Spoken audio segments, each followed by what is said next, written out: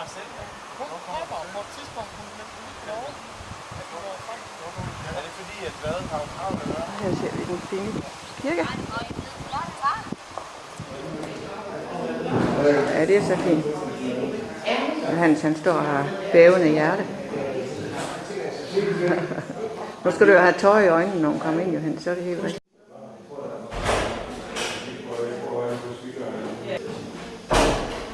Ja, I er så fine.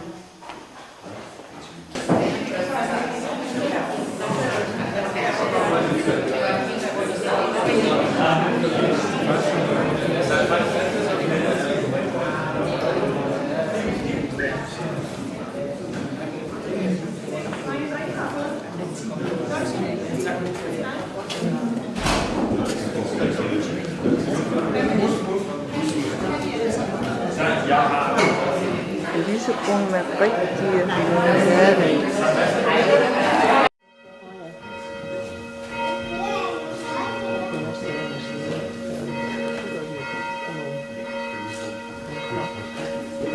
Hvordan kan det være, at man så roligt klarer hun klarer og stå her?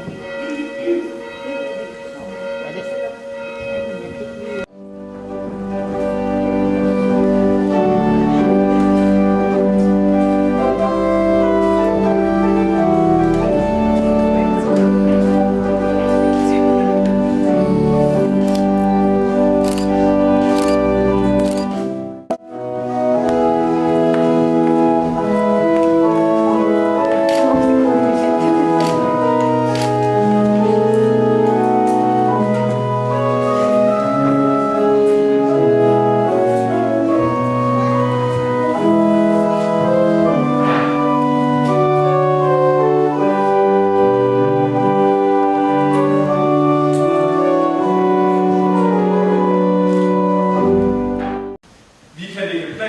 Sætte os mål, gøre os umage for at have kontrol over alt, hvad der sker omkring os. Og så er det alligevel, som om de største ting i livet, det man bliver ofte uforberedt på. De er ikke noget, vi selv vælger, de vælger os, uden at vi selv har gjort noget for det. Det gælder, tror jeg, i særlig grad kærligheden, det at møde et andet menneske. Vi kan være på udkig efter kærligheden igennem lang tid, uden at der sker noget som helst. Vi kan anstrenge os nok så meget for at møde kærligheden. Og så er det alligevel ofte sådan, at når den virkelig møder os, så er det ikke noget, vi selv har arrangeret, men noget, der er uden for vores kontrol. Der er andre, der trækker i trådene. Det kan være andre mennesker, eller måske en højere magt. Sådan blev I to også ført sammen, uden at det var noget, I havde planlagt eller forudset. Der var andre kræfter på spil. Der var, kan jeg forstå, venner på spil, som lagde noget til rette. Måske var det i sidste ende ud. Nu er det ikke, fordi jeg vil antyde, at det er et arrangeret ægteskab, det her mod jeres liv. Men jeg synes, at der er noget smukt ved den måde, kærlighedens veje er urensagelige på. I to blev ført sammen for 4,5 eller også var det 5 år siden, og sådan blev I også forført, tror jeg godt, vi kan sige. Kærligheden, den kan ikke planlægges. Den kan ikke tvinges til at møde op på et bestemt til din ægte hustru. Ja. Vil du elske og ære hende, og leve med hende både i medgang og modgang, i hvad hvilket Gud den almægtige vil tilskænke jer, som en ægtemand bør leve med sin ægte hustru, indtil døden skiller jer ad. Ja. Lige så tilspørger jeg dig, Anne Marie Rost. Vil du have Johannes Åberg Pausen, som hos dig står, til din ægtemand? Ja. Vil du elske og ære ham, og leve med ham både i medgang og modgang, i hvad hvilket Gud den almægtige vil tilskænke jer, som en ægte hustru bør leve med sin ægtemand, indtil døden skiller jer. Ja. Så giv hinanden hånd. Eftersom I forud har lovet hinanden, at vi vil leve sammen i ægteskab, og nu har bekræftet dette for Gud og for os, som er her til stede, så forkynder jeg nu at være ægtefolk, både for Gud og mennesker.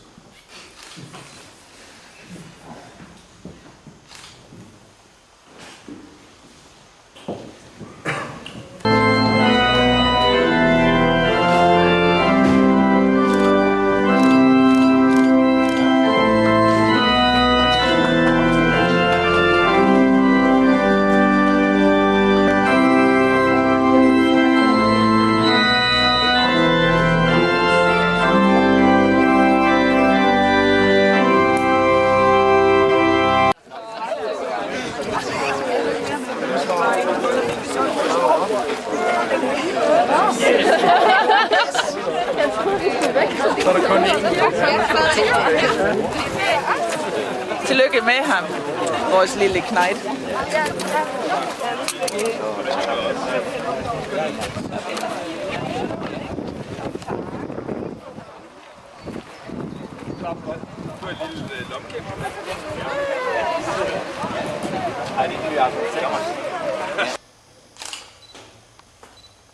Det er jo ikke til at stå der, når folk de... Hvad skal der... Måske tegn.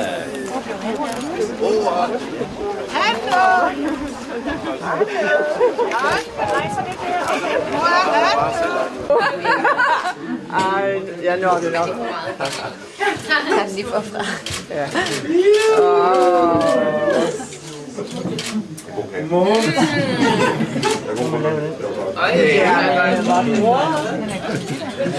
Ja, han er lærer ude på fagskolen. Og det er min onkel. Han er både kok og konditor.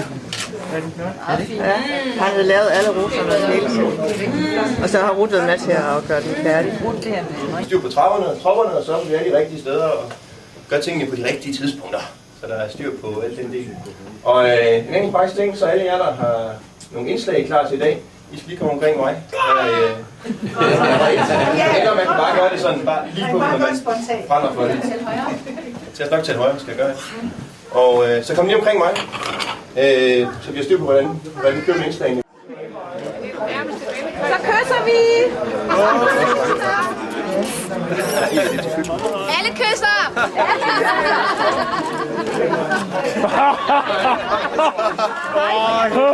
Ja, så hopper vi. Det er samme. Alle hopper, der hopper. Jeg tæller på 3. Så hopper I. Hopper glasset.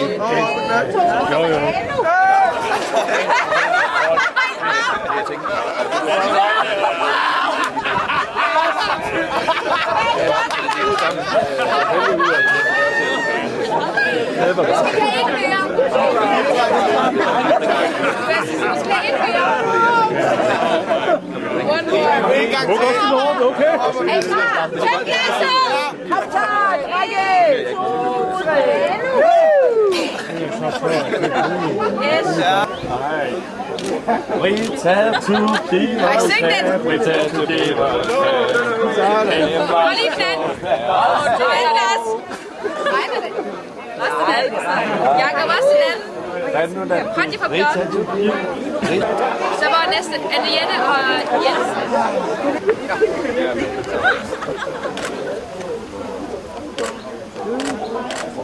Yes. Hvor er mine de gamle? Får vi en glasset med os? Yes. Det er super. Og så svenskerne, og så det her. Og så lidt så med. Du er ikke for svagt, men du må godt komme med. Jeg kan snakke svensk, må jeg komme med også? Et mere. De alle ligger i Norge. Liggerne er fra... Skal mændene ud. Ja, der er kun Isabelle endnu. Der er kun et barn af de piger der. Hvor ser du på det? De er 10. Står jeg ikke. Ja. Det er sådan en bankdirektør, er det ikke? Det ligner sådan en bankdirektør hele bundet. Hvem var det? Her. Hvor er Martin henne? Er det årsmøde i Danmark? Rødt med et glas. Nu husk på, det står på billedet bagefter. Du kan ikke det. Kim. Det ser godt ud. Yes. Her er laden, som er blevet pyntet op med rislamper og lange borde, vilde blomster.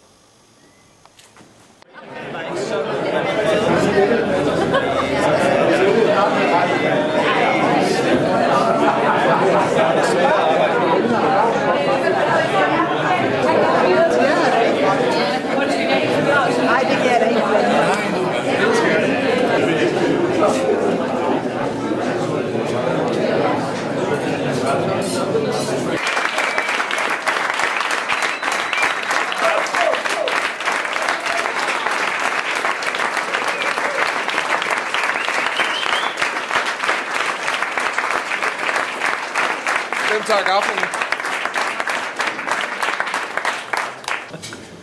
Det er dejligt at se så mange mennesker her i dag for at fejre jeres bryllup. Hej til alle jeres venner. Jeg ved, de fleste de kom langvejs fra. Det er helt fantastisk. De skulle komme alle sammen. Der er ikke nogen, der har meldt afbud. Det er imponerende. Og så hej til alle dem, der kommer fra andre lande. Jeg ved, at Marie har nogle gamle studiekammerater fra Sverige og Norge. Og så er der sågar kommet nogle endnu længere fra. Nu skal jeg holde tale, og jeg er Bruges far. Og det kan godt være, at der kommer nogle følelser med i det her.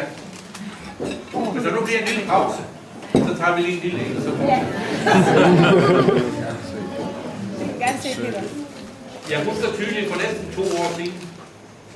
Det var jo 2 måneder, hvor Johannes og jeg havde været på jagt ved Herning. Jagten var slut, og vi var kravlet ind i min bil, Johannes og jeg, for det regnede, og det var virkelig mørkt. Johannes tog skufusen på mig det.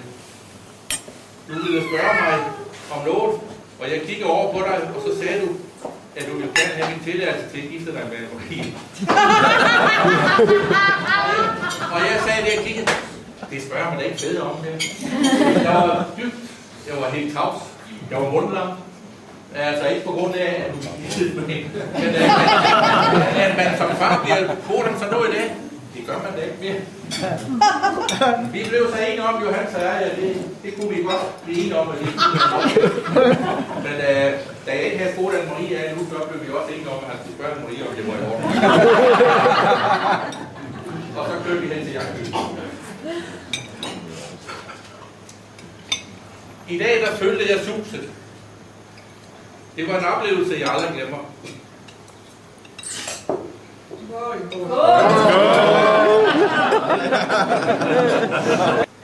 Det er et dristigt foretagende, I er i gang med. Det skal holde hele livet. 2 personer med hver sin forskellige baggrund og arbejde. 2 personer med store ambitioner på arbejde og på livet. Vi ved jo, at I har store planer. Johannes med hus, børn og jagthund på landet. Og Anne-Marie med planer om stor lejlighed, børn og hund i København til By. Vi kan se, at I kan give hinanden lidt snor. Så finder I en løsning på boligplanen, hvor I kommer til at slå jer ned. Er der ingen, der ved? Det må tiden vise jer.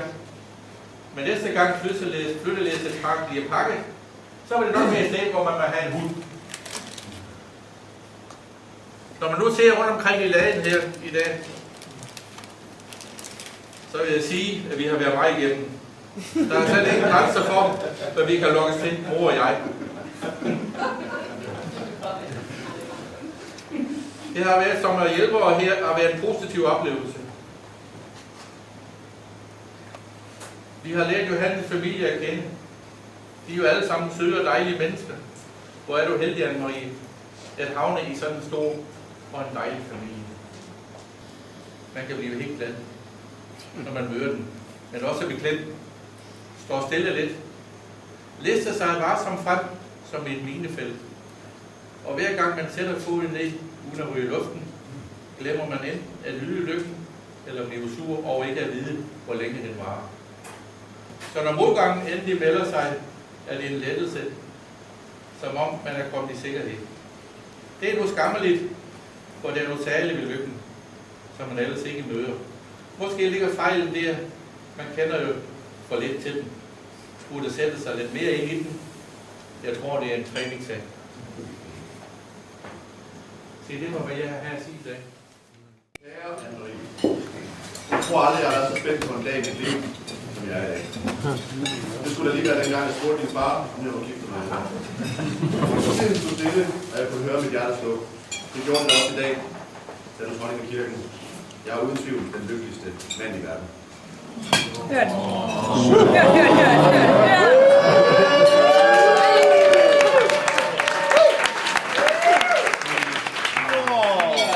Der er flere, der gennem tiden har spurgt mig, hvordan vi egentlig mødte hinanden. Faktisk vil jeg tro, at det ikke er alle i denne forsamling, der kender historien. Vi skal skrue tiden lidt over 4 år tilbage. Jeg var tidligere blevet introduceret til Joachim.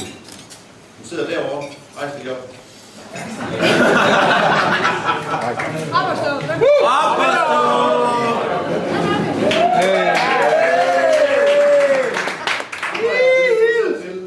Gennem fælles bekendte, blandt andet gennem min bror, Lars Peter. Rejs op. Hvem er det? Lars Peter. Rejs op. Ja.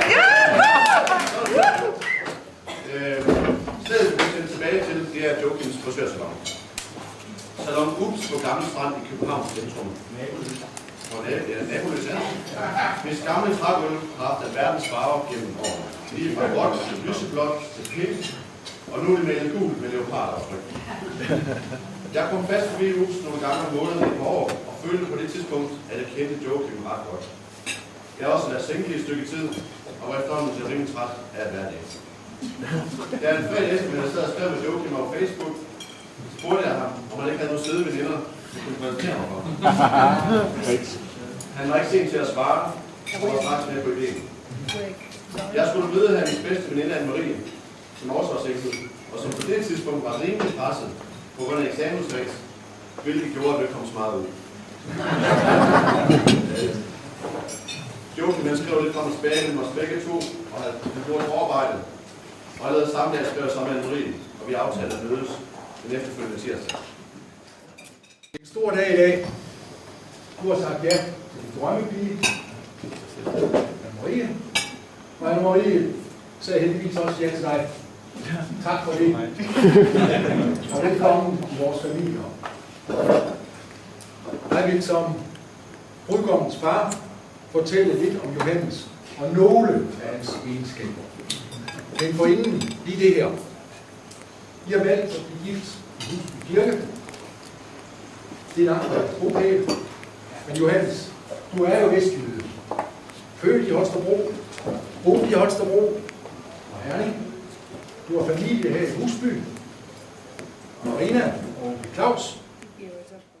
Først og fremmest vil jeg lige starte med at sige tak til alle de skøre og fantastiske mennesker, der har hjulpet os. De fleste af jer dansede faktisk brudvals i torsdags lige herude på græsplænen, så det var sådan en fælles lad os leve brudvals, så det var super hyggeligt. Og det er til trods for, at vi har knoklet røven ud af bukserne. Så vi er begge meget rørte og meget taknemmelige for alt det, I har gjort for os, at vi kan lade sig gøre alt det her, og I vil mærke, hvem I er.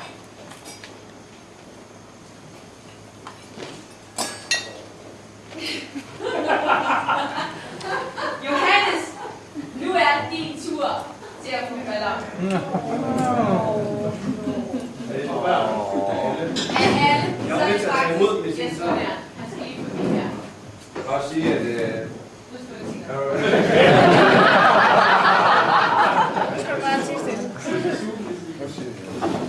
Du gav mig balloner, da du spurgte om, vi skulle være kærester. Mindre heldigt, at Jesper og mig først fangede pointen efter 10. Altså, at svaret skulle sendes ud af vinduet. Ja, for rød. Nej, for blå. Og så en lille pointe var det, da vi så havde sendt de røde balloner ud af vinduet, så sad mig og Jesper og sang Lady in Red, mens vi havde lavet video. Jeg har vist den video, men det lykkedes ikke. Det er 4 år siden, eller 4 eller 5. Og hvis jeg skal være helt ærlig, er jeg ikke så overrasket over, at vi står her i dag. Vi har været meget fra hinanden, men det har også gjort, det har også givet plads til vanvittige projekter. Og jeg siger det lige højt. Jeg er blevet gift med Mr. Bente. Lige det her er du rigtig god til at se tingene i et andet perspektiv. Såsom at tomaterne smager uanset, smager det samme, uanset hvad så. Jeg elsker dig, skat. Du giver mig ro og fred til at være mig. Du hunser med mig, når sofaen er lidt for blød, og du er der altid. Jeg elsker at være os to, både alene og i selskab med andre, men mest alene. Du er min, og jeg er din. Og nu synes jeg, at vi skal rejse os op og skåle for, at vi bliver afsindigt gamle. Yeah!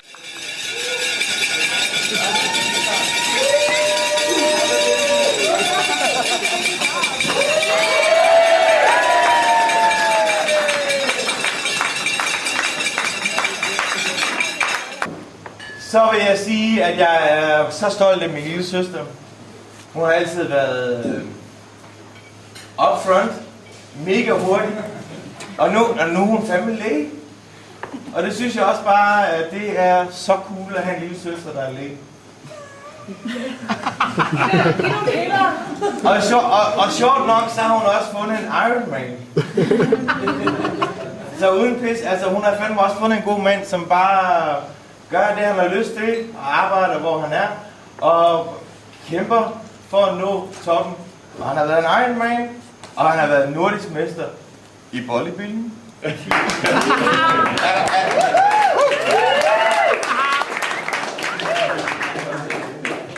Og der er uden tvivl om, at jeg er meget stolt af min lille søster.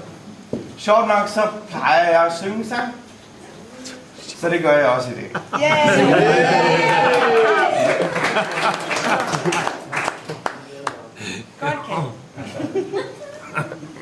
Og der er mange kærlighedssange, men der er en, som er lidt bedre end alle de andre, og det er Elton John. Så ham tager jeg i aften, og ham synger jeg nu.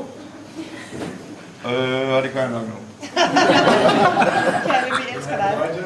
There's a calm surrender through the rush of days, when the heat of the rolling words can be turned away, and enchanted moments, and it sees me through. It's enough for this restless warrior just to be with you. Sing med.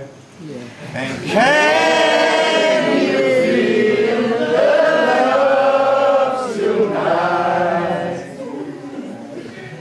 Since it's enough for this white eye around that we got this far. And can you feel the love tonight? How it's led to rest. It's enough to make kings and vagabonds leave the very best.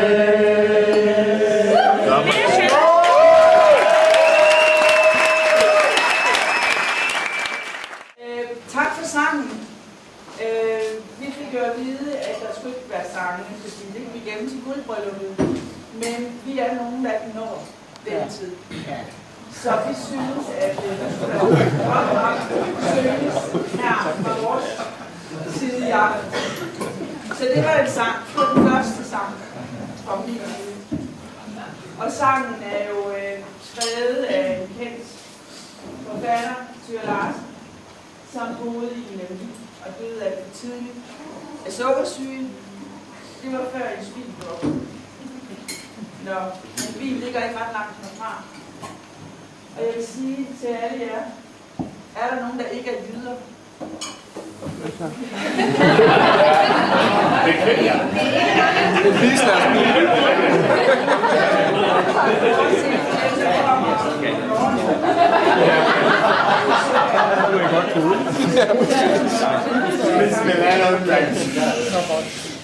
Jeg er nødt til at holde min talebil, og det er lige helt aftalt. Men det er jeg nødt til.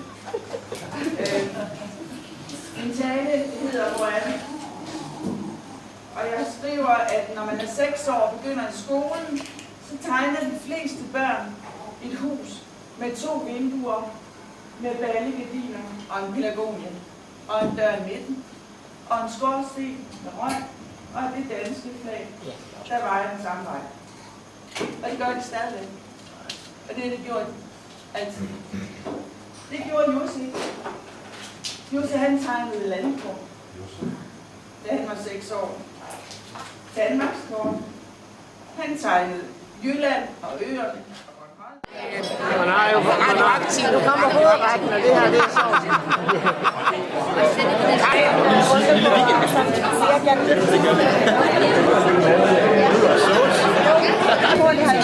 skal vi til hovedretten. Ja, det er det. Nå, jeg skal ikke.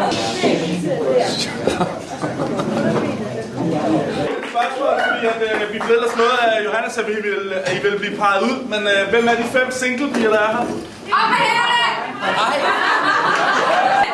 Singlemænd, kom hjem til mig, lad mig. Det er så godt. Hvad hedder det? Så tilbage til maden igen. Hvad hedder det? Der er kartoffelmos med Vesterhavsost. Nu hvor vi er her ved Vesterhavet, så vil det være dumt at ikke bruge en af Danmarks bedste oste. Så alt det, der normalt er en vinaigrette, til jer, der er fra Jylland, så en vinaigrette, det er, når man blander eddike, olie og...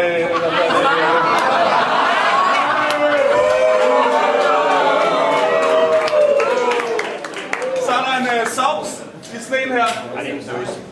Forskellen på en sovs og en sauce, det er en sovs. Den er lavet i Danmark, og en sauce er lavet i Frankrig. Så ryster man den, og så kører man den lige ud over. Jeg ved godt, der ikke er 8 deciliter per mand igen tilbage til folk fra Jylland. Og så skraber I bare kød af benene, og så er det egentlig meningen, at man anretter sin egen mad. Velkommen!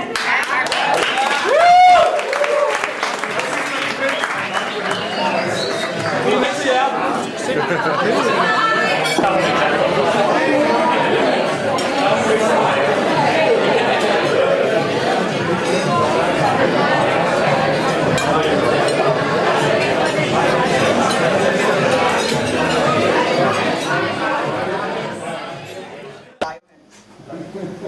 Vi har skrevet en tale til dig, men den blev så lang.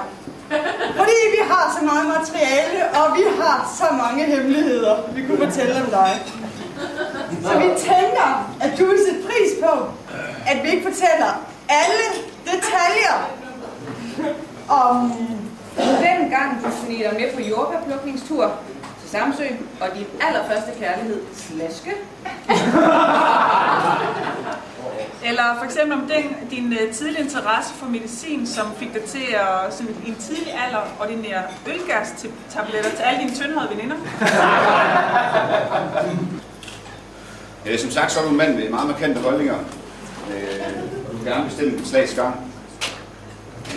Og det er hvad end det gælder, hvilken film vi skal se, hvor vi skal tage på skiferie. Og selv på din egen polterarm, der formoder du også at tage styringen på et tidspunkt. Det var ikke blomsten.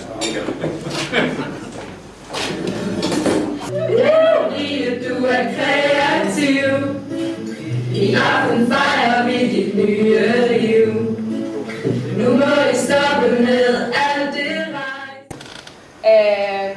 Og vi lader det kende en meget sej dame med ben i næsen, som virkelig ikke var bange for at sige sin mening.